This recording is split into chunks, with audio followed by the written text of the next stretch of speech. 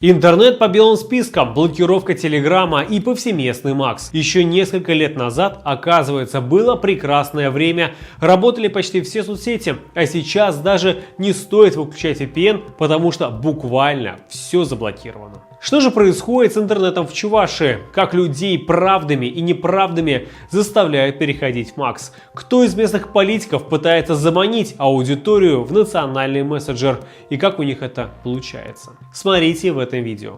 А еще обсудим, что можно сделать, чтобы оставаться на связи. Ставьте лайк и давайте разбираться. В Чувашии в начале этого года отключили мобильный интернет и оставили доступным только белые списки. Ничего не объяснили, просто отключили рубильник.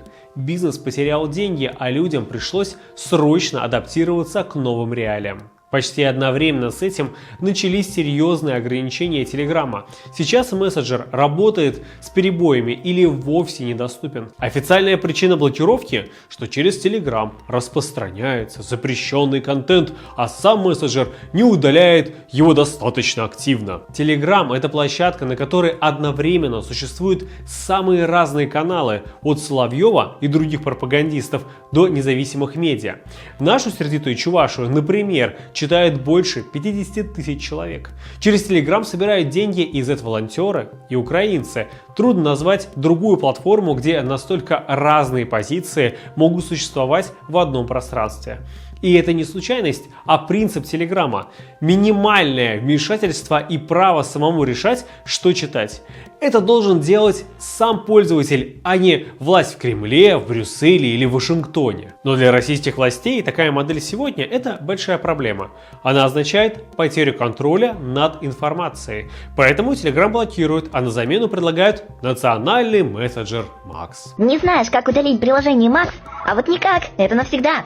Теперь ты раб системы. О нем рассказывают на родительских собраниях, в школах, в чувашских университетах. Студентам, которые не установили Макс, грозят очными парами по субботам, тогда как остальных ждет всего лишь дистанционка в этом мессенджере. Запись в первый класс и детские лагеря в Чувашии тоже переводят в Макс. Повально требуют установить во всех бюджетных учреждениях. Для продвижения мессенджера в республике даже создали целую комиссию из 13 министров и замминистров во главе с премьером Сергеем Артамоновым. Сам Артамонов, кстати, предпочитает Telegram. Но в то же время понимаем состязательность, принцип состязательности, соревновательности, он быть должен. Канала в Максе у него попросту нет. А вообще только представьте, сколько людей занимается этой искусственной, вредной и бесполезной ерундой. Конечно, сервис даже близко не выглядит надежной альтернативой. В Макс набежали мошенники. Сейчас в нем, например, бушует популярный вирус Мамонт, о котором пишут даже государственные медиа.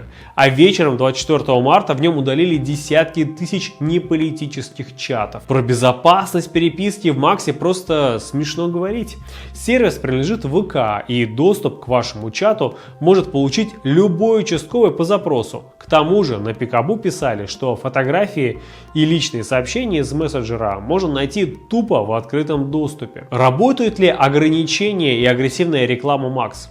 Ведь часть пользователей просто не готовы разбираться с VPN и прокси. Давайте посмотрим, что происходит в чувашском сегменте этой стороны интернета. У главы Чувашии Олега Николаева в Телеграме чуть больше 20 тысяч подписчиков.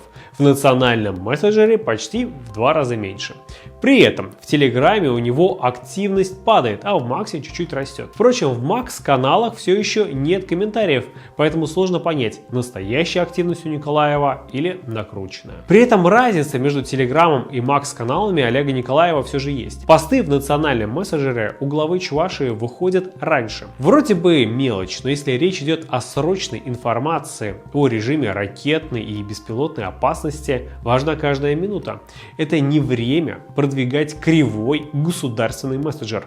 Такой подход, не дай бог, может стоить кому-то жизни. Куда хуже, чем у Николаева, ситуация у других провластных аккаунтов. У депутатки Госдумы от Чувашии Алены Аршиновой в Телеграме 8 тысяч подписчиков, а в Максе 152. Не тысячи, а человек. Видимо, бюджетникам пока не спустили указания на нее подписаться. Если посмотреть на динамику подписок у других чиновников, видно резкие скачки, которые сложно объяснить органическим ростом. Например, у председателя чувашского парламента и руководителя местной Единой России Леонида Черкесова аудитория увеличивается урывками, причем и в Макс, и в Телеграме.